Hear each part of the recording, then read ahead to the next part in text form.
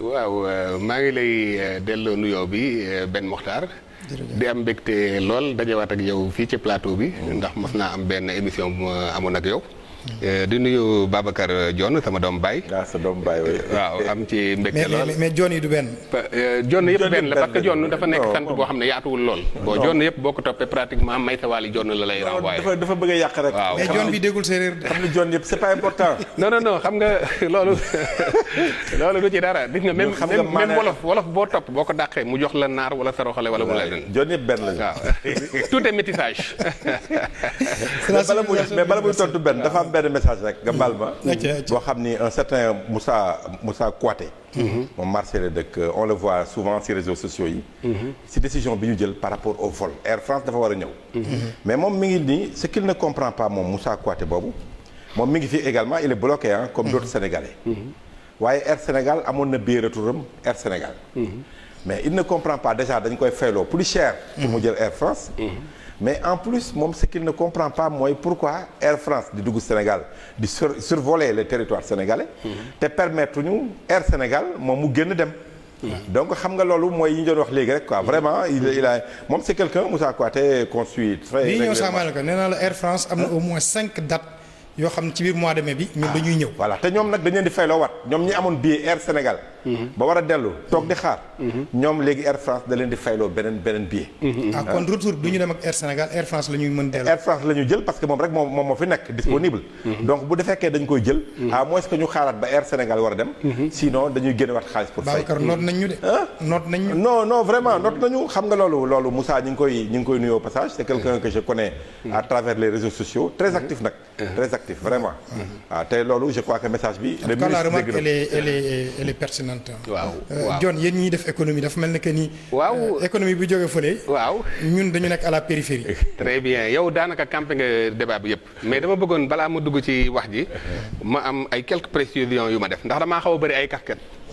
waaye fii bii nag casquette bi moom d'abord dama ñëw ci turu RADA. mooy rapport alternatif sur l'Afrique nga xam benn kuréel la boo xam ne. ay cadres vraiment. voilà mu ngoog dafa regrouper tous les pays d'Afrique mais section Sénégal bi bon bokk ci ay CODESRIA ay ENDA ak yooyu donc ci seen tour laa ñëwee fii tey. loolu baax na ma préciser ko parce que dama am beneen casquette boo xam ne parfois dañu la naan non yow war a waxee nii parce que xam nga donc casquette boobu man casquette universitaire laay waxee. casquette chercheur donc na leer. libre nga. voilà donc te loolu sañ naa ko it. texte yi may na ma ko donc ci cadre anam boobu bu loolu jàllee li nga wax nii da nga leeral xam nga leeral nga tey boo xoolee ci sa waxin rek wane nga image yu ñaari économie am na benn question souveraineté boo exploré xam nga am na loo xam ne tey mu ñuy dal te kenn sañu cee bañ ndax boo xoolee ci théorie relations internationales yi dafa am benn théorie bu ñuy wax dynamique interne externe yu ci bëri yoo xam ne sunu gouvernants yi dañ koy jël ay décisions bëri na ci loo xam ne daanaka dañ leen koy imposer ba boo dee xool am na ci yoo xam ne maanaam ci seenu maanaam sàggante lañ ko mën a waxee. am na loo xam ne sañta bañ la waaye am na loo xam ne sàggante la ndax yàlla toujours day may doomu aadama xel boo xam ne toujours dina mën a contourner ay mbir. yàlla moo defee noonu. lu am jàppal ne responsabilité bi njëkk xool ko d'abord sa bopp.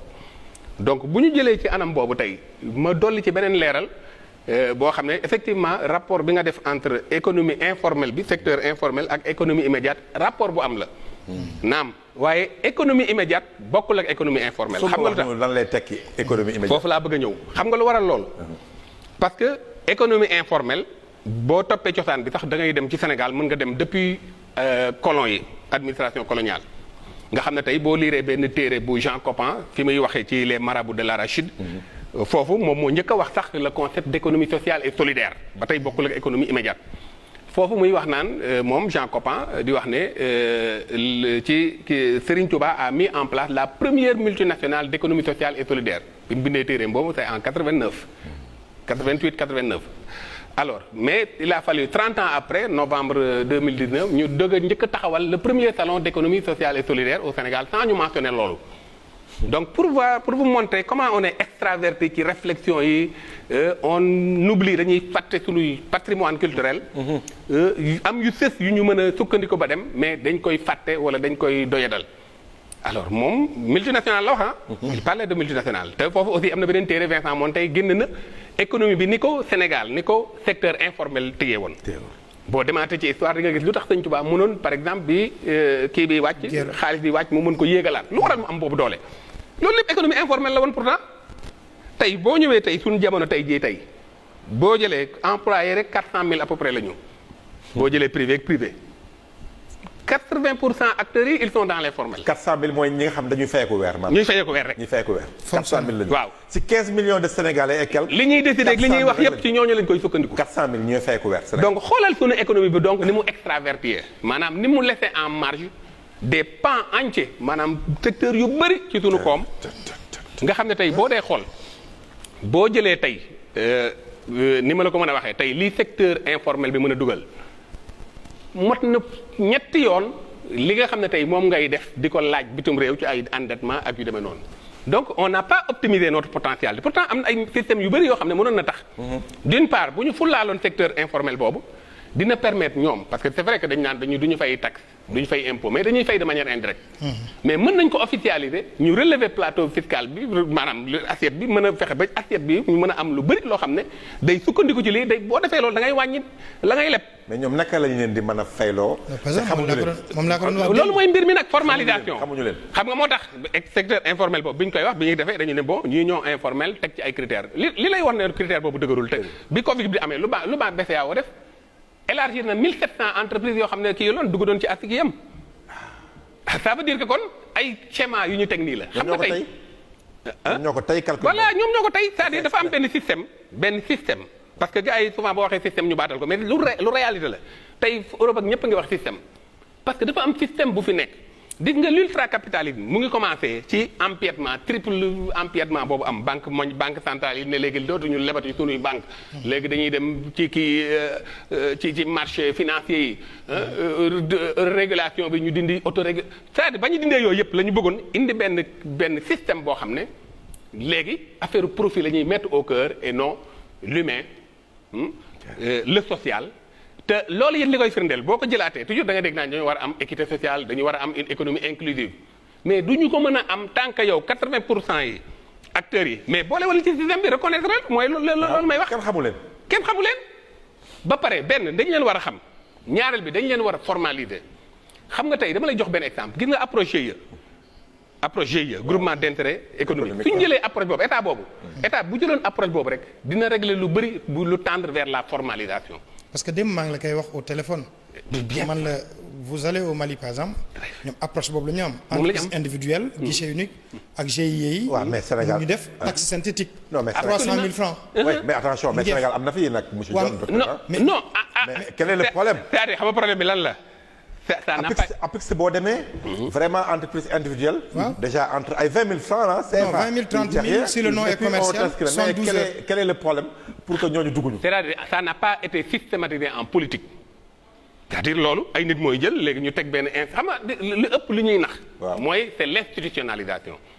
institutionnalisation wala créer institut taxul nga régler mbir. dafa am yooyu da nga koy systématiser. tey bi dama la wax ma ne la économie immédiate day jël en compte économie informelle mais xam nga lu fu ñu wute je te donne un exemple parce que économie informelle dafa am ñaari défi yu mu war a relever. premier défi bi mooy la formalisation bi loolu état moo war a jël politique boobu def ko. benn deuxième défi bi mooy bu ko formaliser ba pare naka lay nekkee une économie immédiate c'est ça la deuxième question parce que bu fekkee ne da nga je donne un exemple su fekkee secteur informel bi yow li ngay def li ngay jaay yépp valeur ajoutée bi.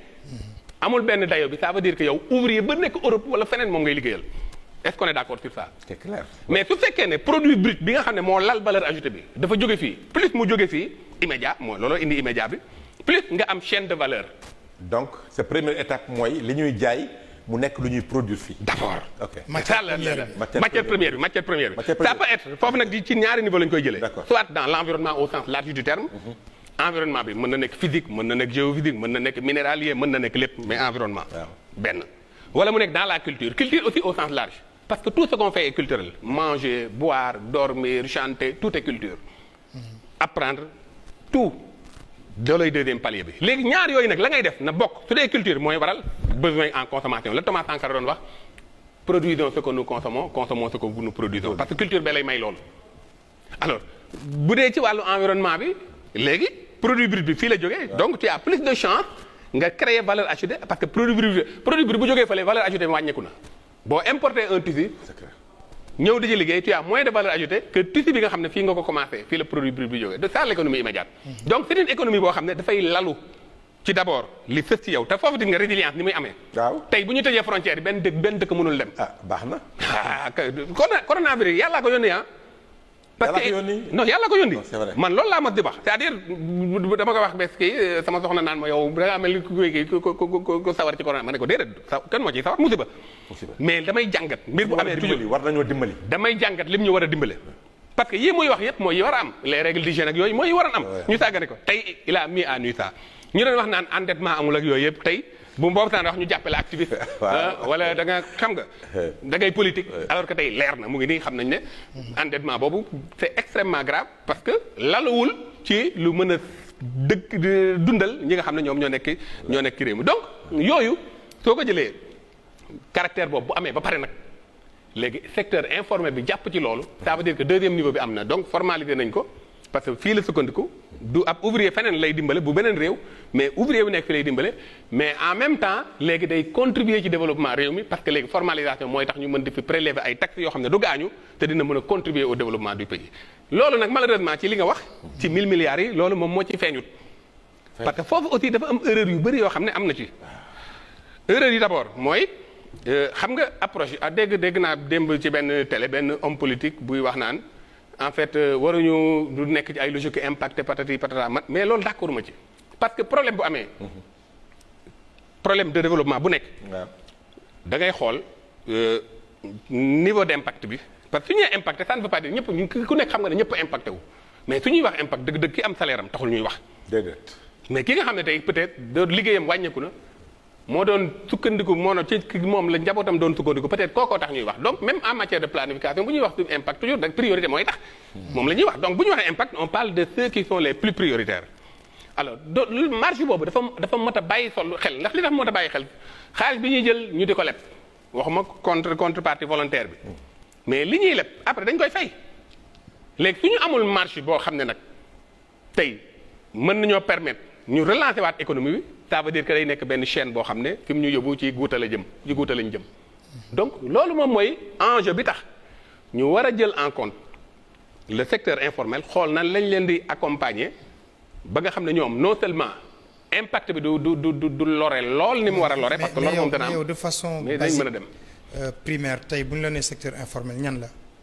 bon secteur informel boo ko dee xool mooy. pratiquement parce que fii boo waxee ñoom commerçant yeeg marchand ambulant yi rek. déedéet secteur informel bi c'est-à-dire ñi nga xam ne ñëpp pratiquement dañoo nekk ci maanaam di seen activité bopp. nga xam tey parce que tey boo dee xool même secteur informel ni ñu ko doxalee même les ñi nga xam ne ay paysans lañu ils sont dans l'informel parce que pratiquement ils n'ont pas été disons. ba pare organiser wuñu. voilà fiché wuñu leen xamuñu. d'ailleurs looloo tax économie immédiate bi ma lay wax aussi jël approche coopérative parce que ñooñu. comme léegi amul benn système bu leen jël en compte bu ñu leen dugalee à travers les coopératives moo tax approche coopérative ak approche GIE nekk approche yu dëppook le caractère immédiat donc secteur bi pratiquement boo weesoo presque salarié presque mën nga ne ñëpp dañu leen ranger ci secteur c'est vrai que dafa xaw a flou mais en réalité mooy ñi nga xam ne daal ay góorgóorlu lañu comme on peut dire maçon yeeg ñoo ñëpp ci lañ bokk mais pas les commerçants rek donc ñooñu ñoo nekk ci kii à part boo ko ci di nga gis benn entreprise boo xam ne moom daanaka sax entreprise de bâtiment la yor mais ay day li muy liggéeyee ci day recourir au secteur informel parce que ay maçon lay jël ñu kii. alors que moom moo ci voilà donc voilà tout un temps de dysfonctionnement yoo xam ne war nañu ko war a régler. mais docteur Dione li nga wax nii léegi yow. solution yi ngay prôné mooy comment reconstruire ce secteur là. ba ñu mën a am njariñ Sénégal. absolument mais aujourd'hui donc immédiateté comme terme bi day ñëw souvent. lu ñu mën a def pour jàppale leen. 1000 milliards yooyu peut-être pas pour organiser leen mais. xool naka la ñu mën a génne ci crise bi ñu nekk. waaw léegi xam nga dama lay jox benn exemple rek boo xam ne tey bu ñu ko defoon peut-être dinañu mën a dimbale ba ñu bàyyi leen xel c'est-à-dire xam nga nag bu fekkee ne aussi mbir da nga ko bëgg a def te mu tegu ci yoon d'abord problème mu donné bi day posé wu mais nag comme yow sa liggéey da nga am sa liggéey te war ko teg ci yoon daf la war a jaral àq booba coono googu nga def ko ci donc li mu laaj ci travail technique. en termes de ciblage. il y a des organisations existantes te loo bëgg a remonter xam nga ni nga koy remonter. yaa ngi dégg. waaw donc je crois que. am na tout un tas de mécanismes mënu ma toog fii rek ma. def benn schéma. mais waroon nañu prévoir en termes de budgétisation. waaw ci biir 1000 milliards yi. xam nga am na secteur yoo xam ne wax nañ ko mais tu as l'impression que ne affaire bi yëpp dafa yem ci ay dund ay lekk ak yooyu. finalement doo comprendre tax naan est-ce que ñun problème mu santé la ñuy régler wala problème mu famine wala. waaw mais attention dund bi nag non dund bi nag 69 milliards rek la ah. lekk bi. waaw ak diwlin beeg yooyu. waaw mais li mu jëlee les devants alors que ni ñu ko ki cantonné. devant des biais quoi. voilà ni ñu ko kii xam nga on a pensé li tax ma sañ a wax loolu. les acteurs les hôteliers ak ñu nekk ci tourisme dañu leen jël en compte. mu leer waaw mais est-ce que ñooñu ñoo gën a am mérite. déedéet. que artisans yooyu nga xam quoi qu'on dise am nañu ay organisations yoo xam ne nekk nañ ci. c'est vrai pourquoi pas ñu jël ci biir frange boobu benn montant ne lii dañ leen koy alloué. ay techniciens ngi fi ay borom xam-xam am na ñu leen représenter de manière inclusive ñu xool ban approche ñàkk interlocuteur maanaam ils ont des interlocuteurs même s'ils ne sont pas organisés comme tourisme beeg yooyu mais ils sont là am nañu interlocuteurs lundi après-midi lundi après-midi loolu boobu la Babacar doon soulever ils ont des interlocuteurs pourquoi woowuñu leen pourquoi parce qu'on parle d'équité parce que ki nekk village artisanal te jaayul waaw booy wax ci équité ak mais sëñ bi ménage yi nga xam ne tey imaginez tout ce qu'il y a comme nit ñi nga xam ne tey au jour le jour lañ doon dund. loolu lañ doon yóbbu seen kër. war a jàppale seen njaboot. ñooñu ñëpp nekk ci informel bi mais loolu moo waroon tax ñu am benn ci biir bi ne au moins benn montant dinañ xam ne même su doyul on a pris ça a été inclusif. jël nañu en compte tous les franges surtout que c'est la frange la plus importante encore une fois ma wax ko. de l'économie. parce que quand tu as 80% des acteurs économiques ñu nekk foofu ça veut dire que c'est le secteur le plus important. ak luuma yi ñëpp ci lañ bokk.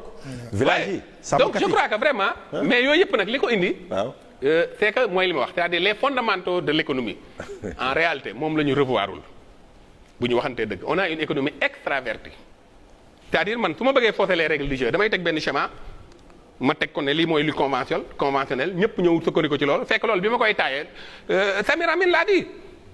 quand il parle de périphérie dafa am benn système boo xam ne à travers la division du travail à travers le système dañuy exclure ñenn ñi on maintient l'Afrique dans le sous-développement. malheureusement les chefs d'État africains bàyyiwuñu xel loolu. wala boog ñemewuñ ko. non bàyyi nañ ci xel kay. waaw parce que dañoo nekk ñoom it nekk ci logique boobu autrement dit ils travaillent pour ce système là. te boobu aussi ils y trouvent leur compte parce que loolu tax ma indi livre bi. parce que man dafa am secteur bu nekk dama cee am benn livre de chevet lépp lu jëm ci endettement ak le système extraverti.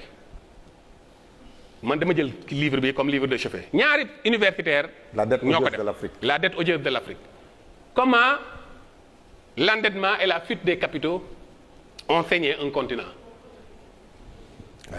plus de 50% laa la wax de ci dette yi après day nekk delluwaat ci tubaab yi pas ci ñoom mais ñoom ak seeni valet dans les comptes privés 50% donc man bi may wax benn waaye dama naan mais John xanaa doo patriote di ma ne non ay endettement ak yooyu yëpp man gëmuma ko ay lépp gis nga d'ailleurs coow bi il parle même pas le même langage.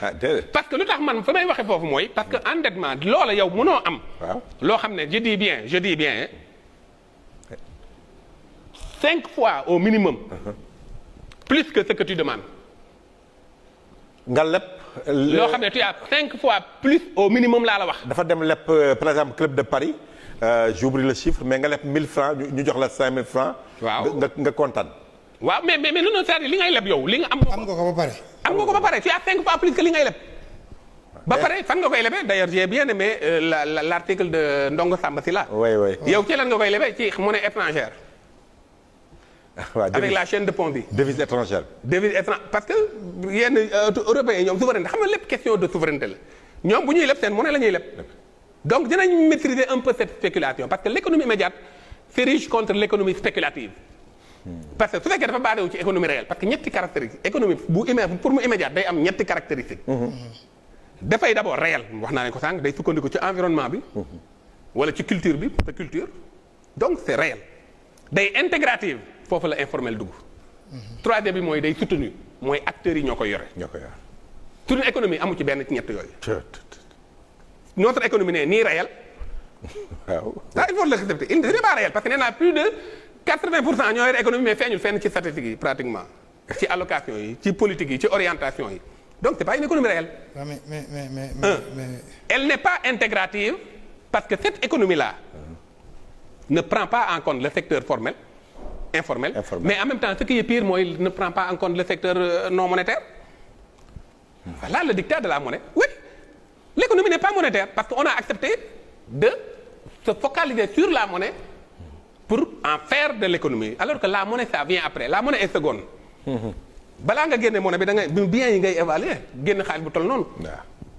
Ouais. Donc pourquoi ngay focaliser wu ci monnaie. xaalis boo xam ne amul subprime bi muy am États-Unis lu ko waraloon parce que c'est le caractère spéculatif. génn naa lii ba pare doog indi besoin yi. voilà doog indi besoin alors que ci départ bi de l'islam lu tax l'islam di bañ. xaalis di jënd xaalis. waaw spéculation lay bañ. xaalis day jënd bi amee du jënd xaalis. réalité lay jënd donc voilà le caractère système bi ñu am. sunu jiit yi nag da ci ngër-ngër yi nekk ci.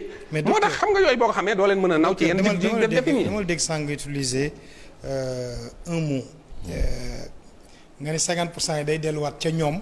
ak si seen i waaw ak si seen i ay valets.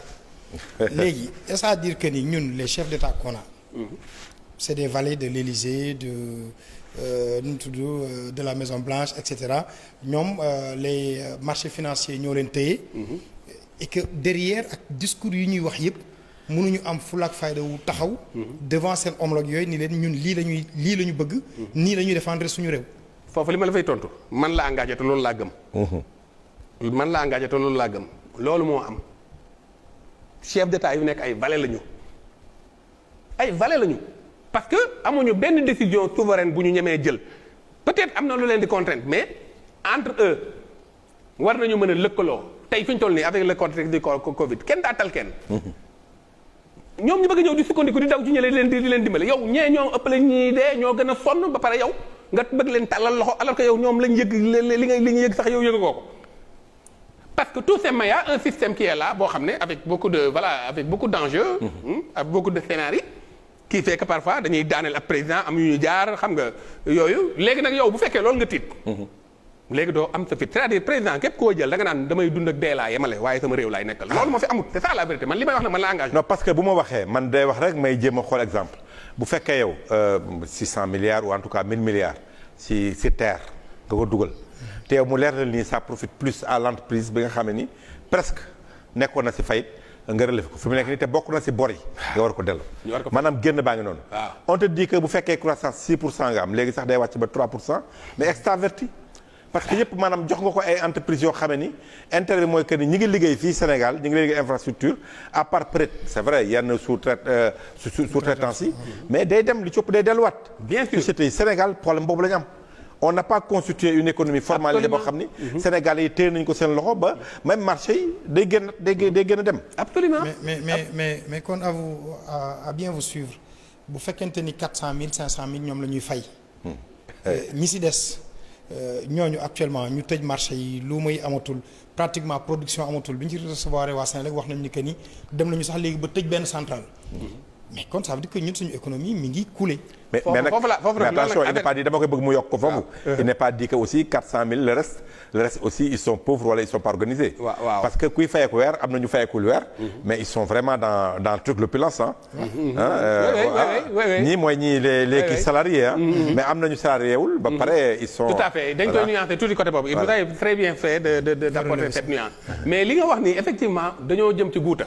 ça il faut le dire moi j'ai bien aimé parce que économie immédiate bi en fait ñu ngi ciy travailler man ak le docteur Khadim Bamba Diagne. waaw Khadim Bamba on est en train de travailler sur ça.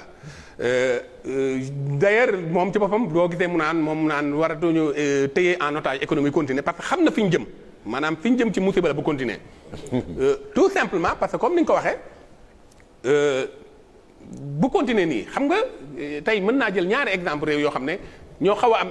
li may prôné nii comme économie immédiate ñoom ñoo ko xaw a am d'ailleurs Thaïlande ci la bokk parce que fa laa inspiré woo ci économie immédiate bi. parce que seen modèle ñu tuddee ko sufficiency économie philosophie la philosophie de l'économie suffisante boobu ci laa inspiré wu pour ne il faut qu'on aille vers l'économie immédiate parce que ñii seen modèle bi ñu def war nañ ko mën a def en Afrique parce que Thaïlande diggante 1987. waaw ak 1997 ci la buur bi def benn bombe qualitatif buur bi ci boppam. waaw Rama 9. dafa jël hélicoptère am jël ay avion jël tous les moyens nécessaires. yore caméra am nag dugg ci àll bi.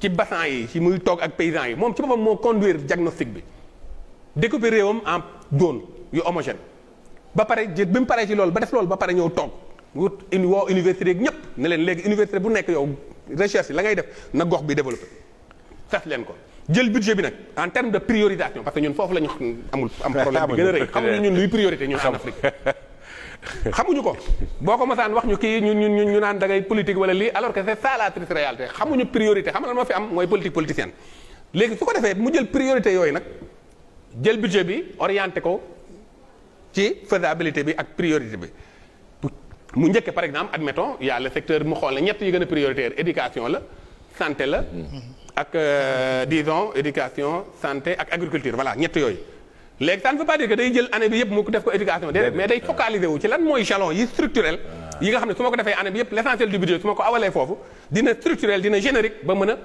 indi dara après ñu mu année bi mu wàññi ko de manière dégressive yaa ngi dégg après année bi ci tegu comme ba première priorité agriculture la deuxième année bi mu ñëw ci éducation maanaam moom noonu la def changer 10 ans mu changer dëkkam maanaam ñaari mandat ñun fii boo ko waxee tey dañu naan mënoo changer Sénégal ci ñaari mandat 10 ans 87 97 donc économie suffisante boobu ñu jël docteur rapidement ki nekk en ligne allo salaamaaleykum. aleykum salaam sëñ bi foo ñu woowee noo tudd. ñu ngi siyaar bu baax damay lépp tur bi quoi. waaw ayca foo ñu woowee. waaw maa ngi doon suivre seen émission bu baax. léegi man dama am ñaari analyse rek yu ma def naan du ma gudd. ayca ci suñu gouvernement yi laay africains yi sax laay wax en général. ñoom li ñu war a benn mbir bu ñu ko dugalee seen bopp. maanaam désintéressé wu si seen futur. bañ a xalaat ni bu ma fi jógee damay ñàkk lii ak dinaa am léegi yooyu ñu intéressé wu uniquement seen peuple dinañ mën a avancer def lu ko bëgg. beneen bi tamit mooy suñu gouvernement yi dañoo war di am esprit manager ñu bañ di réagir nañuy am esprit manager daal maanaam di xalaat futur projeté tey comme par exemple su ma jëloon benn exemple rek suñu daggoon benn pàkk ñu war ko lotisser tey fekkee amul lotissement bu jaar yoon tôt ou tard dañ koy toj raser defaat lotissement bu baax donc nag kiy toog futur am pour man loolu la war a xalaat teg benn schéma bu baax fii laa bëgg a yóbbu sama dëkk donc tey lii mooy priorité santé xam ne mooy priorité ñu fexe ba santé bi dox éducation fexe ba mu dox ñu bañ daal di suivre tamit les dirigeants occidentaux di jéem a roy su ñoom dañoo am ay réalité ñun tam dañoo am ay réalité nañuy jël suñu réalité dëkk def ko muy dëkk waaw. jërëjëf gis nga on a l'impression finalement que gis nga li mu wax léegi étape boobu on a l'impression que nit day toog mandat ba jeex ñu ne la def na lii mais bu demee mel ni masul def dara maanaam tout est resté en l'état léegi beneen président ñëw tout devient priorité encore noonu lay parce que focaliser wuñu si loo xam ne ni pour yëkkati ko à un niveau boo xam ne dañ ciy génn voilà endettement bi aussi même cycle lay nekk bu ñu ko bu ñu bàyyee dette bi après vous allez voir la même chose va se répéter même bu yeboon ñu ne ñooñu leen may lépp parce que système bi la noonu lañ def pour mën a asservir pays yi nga xam ne dañoo nekk ci situation boobu mais malheureusement on n'a pas compris man looloo taxoon ma naan ay affaire yi du question dette bi mais problème bi mooy système bi la donc même bu ñu baalee dette yi la même chose avec ce modèle économique là la même chose mooy amaat dañuy demaat ñu continuer di dépendre ñoom alors que la nga am moo ëpp mais la ca ëpp fële lay dem ko defee yow may nuyu monsieur Amadou Mballo donc nekk au niveau de la BOAD depuis le Bénin qui nous suit qui dit que l'émission est très intéressante parce qu'il est du secteur bancaire moom tamit nekk vice-président donc BOAD un Sénégalais donc qui vit loin de chez nous qui suit et qui dit que ni il est tout à fait d'accord avec analyse bi nga xam ne que ni moom nga teg bu fekkee un spécialiste moo ko wax ñun on ne peut qu'acquiescer dama bëgg xam tey ñi nekk dans ce secteur informel kon finalement ñoom ils n'ont rien à attendre de l'État situation bi li mu joxe am na lu ma doon wax dama ko bëggoon àggale ba pare parce que dama la ne tey je donne l'exemple de la Thaïlande ne en fait ils ont une économie boo xam ne c'est plus ou moins immédiate xam nga lu tax parce que buur bi mu defee loolu actuellement tey kenn ñaanu ko yàlla mais bi Covid bi continué woon des mois lu nekk mën a am waaw lu nekk il faut tout envisager waaw parce que nit ñi bu ñu lekkatul l'homme devient animal xam nga baax li fi may waxee il faut s'attendre à tout bu réglé wul parce que nit aussi doo toog naan. xamoon naa ko mais da koy lay ragal nee na dafa ragal soulèvement. non c'est-à-dire lu nekk mën a am. ça il faut le dire c'est-à-dire du question incité du lenn mais. nit bu na am waxoon naa ko moo gën xamoon naa ko. mais confinement bi la moo tax defuñu ko. léegi je vous donne un exemple. léegi réew yooyu par exemple am na ci réew yoo xam ne tey bu defoon 6 mois ñoom du ñu am benn problème parce que la ñuy dund ils ont une économie immédiate. waaw Japon mën nga ne pays développé la mais Japon mën na am musiba mën na ko topp pourtant Japon moo gën a développé Thaïlande mais Thaïlande mën na bañ a am boobu problème parce que Thaïlande moom la économie gën a immédiate. c'est ça l'intérêt l'enjeu. une économie immédiate day nekk une économie résiliente Chine pareillement Chine 80% de ses produits manufacturiers sont destinés à son marché intérieur. malgré exportation bi muy def yëpp. moom laa la wax exportation 20% rek la c'est extraordinaire loolu gars yi bàyyiwuñu ko xel la Chine a une économie immédiate 85% des trains à grande vitesse ñoom ñoo koy produire dans le monde. alors donc voilà des pays alors que yeneen pays yi ñi ngay topp nii ñu di la lebal di la def la jaam ñooñu ñoom la musiba njëkk a dal parce que ñoo yore système international bi ñoo yore économie extravertie tey mënatoo dem mënatoo kii léegi looy dunde te yàlla dafa def de telle sorte que amul benn gox bu pauvre loolu benn secret sunu borom la. yow yaa xamul ban option parce que moo tax économie immédiate ñaar la optimisation ou valorisation yow yaa xamul ban optimisation nga war a def ban choix nga war a def wala lan nga war a valoriser c'est pas pour rien que yàlla jox ñii lii xañ ñii lii. donc voilà en fait l'enjeu bi nga xam ne tey su fekkee ne yow da nga fay nekk nag nekkaloo fi ne man parce que ñun loolu lépp ñun ñuy jég kii ci école tubaab bi loolu lañ xam nguur moom da ngay nguuru loolu lañ xam mais xamuñu ne nguur ab challenge la ab défi la ab sacerdoce la maanaam da ngay ñëw pour jaamu nit ñi donc bu fekkee ne yow amoo ambition boobu comme ni ma la ko waxee ci roi Thaïlande noonu mu def en 10 ans mu changé son pays. ban pays boo xam ne moo nekkoon premier producteur d'opium au monde. Thaïlande. waaw mu bàyyi mu viré agriculture jëlee ko ci opium dem ko ci ay autosuffisance en riz ak yooyu. yaa ngi dégg. moo nekkoon première destination tourisme sexuel. même bu fekkee am na fay segal ba léegi. léegi loolu du loolu yore moo yore économie. léegi de ceeb bi ñoom ñoo parce que ñu j'ai jox vu ceeb. que suñu commerçant yi keroog Nazir Cissé mu koy wax ils se rendent de plus en plus en Thaïlande. ah mais dama la ne seen Mais même seen Thaïlande industrialisation yow kii dafay Thaïlande mu ngi ceeb bi. développé c'est un pays qui bouge. ceeb bi moo ko yore sa ceeb. yaa ngi dégg parce que tout simplement moom dama analyser économie yooyu parce que bon comme damay joxe benn cours puissance émergente dans une université de la place. ci laay xool modèle yooyu mais. ci laa gis ne ñoom ñoo ci gën a yore économie bu immédiate ñenn ñi bon dañoo extraverti parce que soit matière première bi fële lañ koy jëlee wala donc voilà une situation qui fait que si ça perdure ñooña nag waxatuma ko mais ñun moom soit nit ñi dañuy xiif ba dee doo am loo lekk wala leneen parce que ñun déjà ñun ñoo leen ëpp suuf bi ñu war a béy ñoo leen ëpp capacité ci ndox ñoo leen ëpp main d'œuvre parce que ay jeunes lañ yor yu mën a liggéey mais ñun ñooy njëkk a dee bu boobaa te lii continuer ñun ñooy njëkk a dee mais ndox mi. parce que ñun lépp dañ koy jéggaane. mais docteur ndox mi on n'en parle pas souvent. à la maîtrise de l'eau. c'est que Sénégal dafa am ndox daf ko wër mais comment on peut faire pour que culture bi nga xam ni su pluie wala lañ koy utiliser naka la ñu mën a fexe ba di bay sans pourtant di xaar taw bi toujours quoi. foofu sax am na dañ la naan bon bu dee par exemple ñuy def allusion fleuve Sénégal dañ naan am na ay yeneen enjeux yoo xam ne c'est un peu difficile pour mettre en œuvre mais dama la bëgg wax benn affaire rek c'est-à-dire lépp aussi parce que manager da ngay boole ay feem yu bëri ay pexe yu bëri nañ waxante dëgg même su fekkee am na benn enjeu bu ci am parce que l'eau est souvent source de conflit tey boo toogee win-win gagnant nga toog ak Mauritanie ak ñi mu impliqué nga def lu leer loo xam ne nit kan mooy bañ njëriñam c'est-à-dire les règles du jeu mu franc mu tegu ci xam-xam parce que ku yooyu lañ amut c'est-à-dire xam nga problème bi mooy dañu deful yenn priorité nañu waxante dëgg mais su fekkoon ne priorité la da ngay ñëw woo ñooñu ñu wut seen expert ñu toog teg loo xam ne yéen di ngeen ciy gagné ñu di gagné ça c'est un premier défi loolu bu ngeen ko réglé ba pare nag am na bu ñu fàtte ne à l'échelle internationale atténuation la ñu bëgg la ñuy def mais defuñu développement politique l'aide publique à l'atténuation man laa koy tudde li waay doon wax rek on ne développe pas. parce que atténuation mooy comme li am ci affaire jéggi ndox mi xale yiy dee ak yooyu parce que après am na muy toll ñoom dañuy am problème. waaw moo tax nañu atténuer. Afrique nañu atténuer mais bu ñu développé. alors donc ñoom léegi deuxième niveau bi mooy atténuation boobu tey bu ngeen defee loolu ba pare nag ñee nga xam bëgguñu ngeen développé mais atténuation lañ bëgg ban courage ban système ban modèle ngeen di def nag am fit jàkkaarloog ñoom ne non lii mooy suñu intérêt c'est une question de vie ou de mort. waaw mais docteur. on a connu Senghor c'est vrai que dafa doon bâtir un état. Abdou Diouf les politiques d'ajustement structurel les nouvelles politiques industrielles ak agricole ñu teg ko fële. parce que yi si ëpp ñu daal foofu la jaaree. le président Wade est venu. lu ñu ko mënti reprocher il avait une vision. au moins xamoon na fi mu jëm changé na les termes du partenariat multiplié na les partenaires du Sénégal. c'était pas que la France demoon na sax ba ñooñu kon benn moment. le président Macky Sall est venu bon yoonu yokkute après Sénégal émergent. aujourd'hui vous les spécialistes vous dites quoi. on n'a pas un visionnaire à la tête de l'État ñun xamuñu fu ñu jëm wala dañuy topp rek ci li Babacar doon wax sànq bi ñu démarré.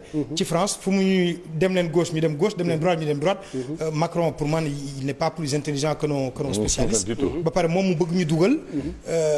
ci li nga xam ni que ni la banque de Rothschild fi ñu ko teg ñun loolu la ñuy topp. effectivement wax ko xam nga mais li may wax man la engagé. Abdoulaye Wade c'est le meilleur président de l'histoire du Sénégal fi ñu amagum ba léegi. quoi qu'on dise peut-être ci mujj gi def na ab erreur boo xam ne voilà. waaw moo ko jural li mu ko jur. mais bu loolu weesoo maanaam en termes de jalon. c'est le meilleur président parce que man. ak courage bi pour révolutionner les choses. il faut ça loolu moo manqué woon. parce que d'ailleurs moo tax loo ci gis.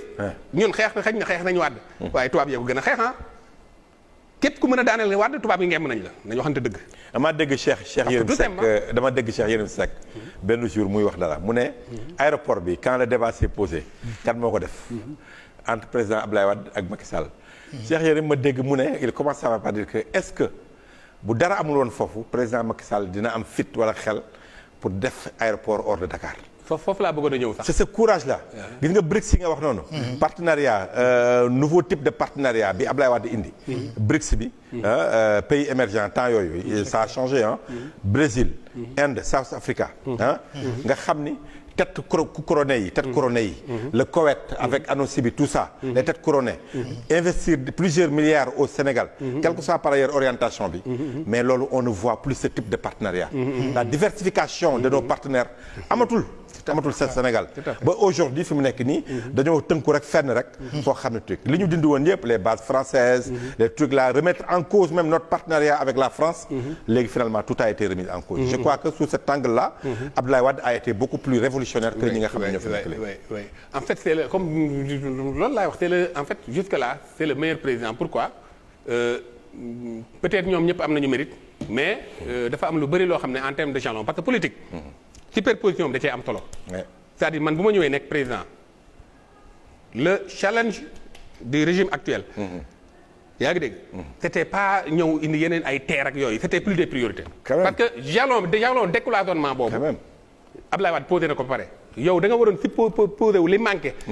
retard bi li ñu amoon gap Wade dafa ñëw indi retard ba Abdou Diouf defoon parce que Abdou Diouf c'était un bon administratif mais loolu moo yàq Sénégal parce que man sama livre bi ma def je parle d'une administration de développement il faut qu'on aille vers une administration de développement l'administration elle est protocolaire procédurale yaa ngi dégg donc loolu modèle la boo xam ne tubaab bi moo ko créé woon te ba mu koy créé c'était pour mën a exploiter teg système bu dëgër bu mën a tax mu mën a exploiter li mu bëgg léegi yow très bien léegi yow nga ñëw modèle boobu au lieu nga ñëw repenser sa modèle économique nga ñëw sukkandiku ci loolu yaa ngi dégg pour defar sa réew mais doo def ñoom ngay defaral wala boog ñi ci nekk ñoom ñooy amaat avantage tubaab yi doon am nekk ci loolu mais du tax mbir mi développé Abdou Diouf il n'avait pas cette vision il n'était pas un visionnaire ngay gis ñu di ko tagg naan c'est un grand commis de l'administration d'accord c'est vrai mais il n'avait pas dañ la wax argument ay ajustement structurel d'accord mais il n'était pas un visionnaire ça il faut le reconnaître moom c'est l'élément pur du système voilà extraverti bi voilà Senghor bon il a du mérite quelque part parce que au moins cohésion nationale bi quand même il a joué sur ça moo tax il a beaucoup de mérite mais le meilleur c'est Wade parce que tout simplement moom posé woon na ay jalons yoo xam ne beneen régime bi bu ñëw li mu waroon def mooy renforcer l'esprit de bonne gouvernance mais pas dem ci ay kii yaa ngi dégg équité sociale boobu mu doxal ko mais malheureusement nañu ko doxalee sax demewul noonu donc c'était ça les challenges bu mënoon tax mu am continuité mais malheureusement comme ni nga ko waxee ñeen atténuation lañ bëgguñu développement donc ci ñooñu la affilié wu donc c'est le plus affilié ci ñoom ñëpp man li ma man la engagé parce que man universitaire la man samay xalaat moom kenn mënu ma ko tere wax waaw loolu moom samay mbokk ñëpp xam nañ ko non je crois ça donc Sénégal y a des gens libres loolu il est voilà te ngeen xamul sama yeneen casquettes yi tax may wax mais nit ñi may seetaan xam nañ li tax may wax alors donc man c'est comme ça que j'ai toujours été voilà samay xalaat moom suñu jonn wàlli Boursine bi man non bëgguma tagg sama bopp mais may sa wàlli joon xam nañu ni mu meloon donc je crois que c'est ça en fait l'enjeu ñëwoon bañ a parce que Macron seen doom la moo ko Ouattara affaire Covid bi il paraît que le malgache le président malgache le congolais là il paraît que il avait pensé d'abord au Sénégal bien sûr mais man bu ma laajee dama ko ne bul xalaat Sénégal bul xalaat Côte d'Ivoire xalaat na Congo xalaat na ko Sénégal non man bu ma jaar na fii le jeune qui est là-bas à Tivaouane nee na jaar na foofu dama la ne man kooku su ma ko xamoon ma laajee dama ko naan demal fépp ba mu def Sénégal ak Côte d'Ivoire parce que foofu c'est la France. Ils sont les plus français. Alors donc loolu. te foofu it c'est important ma wax ko. Thaïlande bi ma la joxoon exemple ci économie immédiate. par exemple le système informel bi tax na tey. aspect kii boobu médecine bi cet aspect là boo demee dans les universités yow boo amee sa kii war a def médecine. tu as le choix nga tànn médecine traditionnelle ou médecine conventionnelle. dëgg la. parce que ay chercheurs ñoo koy encadré dem ba dëggee loolu ba dëgg alors pourquoi ñun mënuñu am système yu mel noonu yoo xam ne day sukkandiku sur nos potentialités. Merci docteur vraiment de l'environnement. merci docteur il faut. non day ñëwaat. waaw. non il faut qu'il revienne. faaw ñu delloo si waat. ah oui vraiment avec plaisir. en tout cas man li ma jàngoon on ne développe pas on se développe tey moom j'ai eu véritablement la preuve de par ces explications. docteur ñu lay remercier bu baax. waaw man maa leen di remercier ci opportunité bi. c'est un plaisir parce que bon su ma ko waxul télé it man dama koy bind ay articles génne ko. donc vous m'avez donné une opportunité ma génne li ma xalaat. merci beaucoup dafa metti ci xol. nga bëgg sa réew. bien sûr di xool ne doxul demetti. te li koy changé nekk fii te li koy changé nekk fii. voilà te li koy changé am fii compétence yi am fi lépp am fi. Voilà, merci donc, beaucoup docteur Alioune Dione. À coup sûr on va se retrouver. L'autre Dione Babacar vous retrouve demain on sera ensemble. Mais il est en train de préparer une émission qui va faire très mal dimanche. non dañuy laajte rek ndax mafia il y a vraiment la mafia du Covid-19. Ce sera dimanche à partir de mafia bi nag si des fonctionnaires transportent pour de l'argent. si ñeneen ñi ngi dem ñu war a commander fii Sénégal di commander ay particuliers bàyyi entreprise yi yooyu yëpp dañ siy ñëwaat est-ce qu'il y a une mafia du Covid. Ce sera dimanche. Demain on vous retrouve Inch'Allah à partir de 16h pour le dernier numéro de la semaine. Mesdames et messieurs, ce fut un plaisir de vous servir. Portez-vous bien, prenez soin de vous, restez chez vous.